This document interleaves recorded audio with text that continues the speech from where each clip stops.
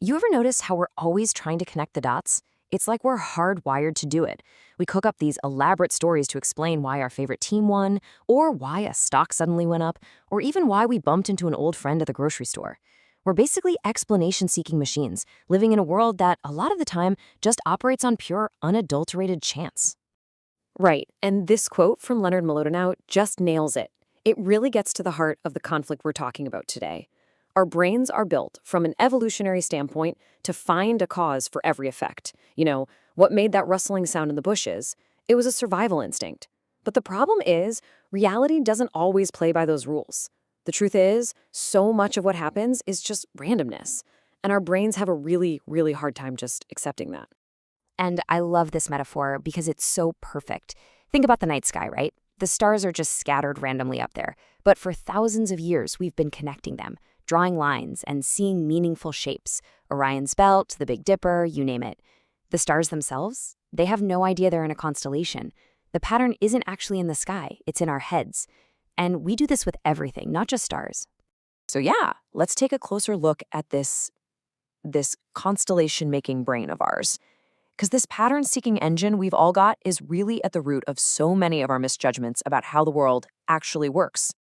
And look, this isn't some kind of flaw, it's just how we're built. It's our cognitive architecture. Imagine you're wearing a pair of glasses, but there are all these lines and patterns etched right onto the lenses. You wouldn't see a bunch of scattered dots out in the world, you'd see the constellations from your glasses projected onto the world. That's kind of how we experience reality. Always through a filter that's trying to impose order, whether it's really there or not. So, what happens when this pattern-seeking brain of ours meets a totally random world? Well, you get these incredibly powerful and predictable illusions.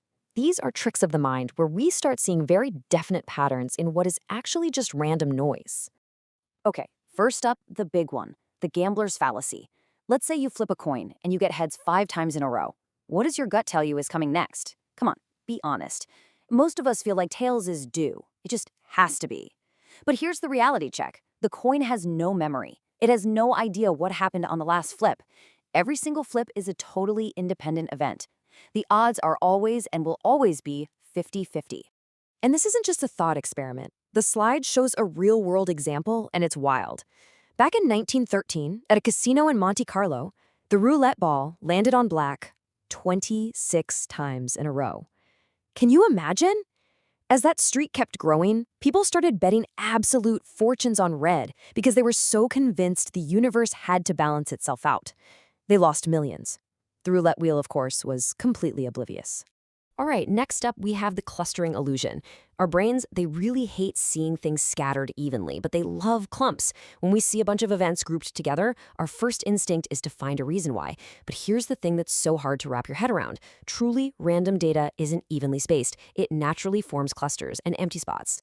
A classic and kind of sobering example of this comes from World War II. During the Blitz in London, people were absolutely positive that the German bombs were targeting specific neighborhoods. Maybe spies lived there, or there was some strategic reason. They saw these clear clusters of bomb strikes on the map. But after the war, a statistical analysis was done. The result? The distribution of bombs was perfectly, mathematically random. The clusters were just an illusion our minds created to make sense of the chaos. And finally, we have this incredibly sneaky one, regression to the mean. The core idea is simple, but its effects are everywhere. Basically, extreme performances, both incredibly good and incredibly bad, have a natural tendency to be followed by more average ones. That's it. It's not cause and effect. It's just a statistical fact. The problem is, we always invent a cause to explain this natural return to the average. The Sports Illustrated jinx is the absolute perfect example. So an athlete has a mind-blowing season, they land on the cover of the magazine, and then their performance steps. Everyone screams, it's the jinx. But is it? No. Think about it. They were put on the cover because they were performing at an extreme, probably unsustainable peak. A return to their normal average performance wasn't just likely, it was statistically inevitable. The cover didn't cause the dip, it just marked the high point. Okay, so we're wired to see patterns everywhere, and the world is full of these illusions of order. So how do we possibly fight back against our own instincts? Well, we need a mental tool. Let's call it the randomness audit. This is the fundamental question, right? How can we tell the difference between a real signal and all that random noise that our brain is so desperate to turn into a neat little story? Well, before we can even run our audit, we need to understand what kind of game we're playing. And this distinction is absolutely critical. Risk is like a casino. We know all the possible outcomes, red, black, a specific number, and we know the exact probabilities. But uncertainty, that's like a global pandemic or a brand new technology. We don't even know what all the possible outcomes are, let alone their odds. And here's the thing, most of life is a game of uncertainty, not risk. So here it is, our audit. It's a 5-step checklist to protect us from seeing those false patterns. Let's walk through it real quick. 1. Identify the claimed pattern. Get super specific. What is the exact cause and effect being claimed? 2. Establish the base rate. So before you say there's a special cause, just ask, how often does this kind of thing happen anyway, just by pure chance? 3. Check the sample size. Are we talking about thousands of data points or just a couple of stories? Small samples are where randomness loves to play its tricks. 4. Imagine the counterfactual population. In other words, imagine a world where the supposed cause never happened. How often would we still see this outcome just due to luck? And finally, 5. Test for independence. Is there a real chain linking these events, or are they just separate things that our brain is trying to force together? And once you start applying this audit, you'll see these patterns start to collapse all over the place. That genius CEO who tripled the stock price? Check the base rate. Turns out most companies did great during that bull market. That miracle diet that worked for your 3 friends? The sample size is just 3 anecdotes. Statistically, that's meaningless. And that hot fund manager with an amazing year? Run the counterfactuals. Out of 10,000 managers, a few are going to get lucky for a year. The audit just helps us separate the real signal from all that noise. So this all leads us to what I think is the single most important takeaway from all of this. If outcomes are so heavily influenced by randomness, what on earth should we be focusing on? Well, the answer is to shift our attention away from the outcome and onto the process. We are all guilty of something called outcome bias.